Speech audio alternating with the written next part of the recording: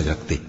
اور اللہ ایک اور مثال بیان فرماتا ہے کہ دو آدمی ہیں، ایک ان میں سے گونگا اور کسی کا غلام ہے بے اختیار و ناتواں کہ کسی چیز پر قدرت نہیں رکھتا اور اپنے مالک کو دوبھر ہو رہا ہے، وہ جہاں اسے بھیجتا ہے کبھی اچھی خبر نہیں لاتا۔ کیا ایسا گونگا بہرا اور وہ شخص جو سنتا بولتا اور لوگوں کو انصاف کرنے کا حکم دیتا ہے اور خود سیدھے رستے پر چل رہا ہے، دونوں برابر ہو سکتے ہیں؟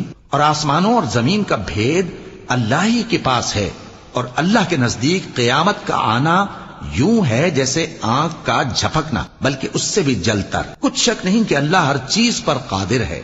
اور اللہ ہی نے تم کو تمہاری ماؤں کے شکم سے پیدا کیا اس حال میں کہ تم کچھ نہیں جانتے تھے، اور اس نے تم کو کان اور آنکھیں اور دل اور ان کے علاوہ اور اعضاء بخشے تاکہ تم شکر کرو۔ کیا ان لوگوں نے پرندوں کو نہیں دیکھا کہ آسمان کی ہوا میں گھرے ہوئے اڑتے رہتے ہیں؟ ان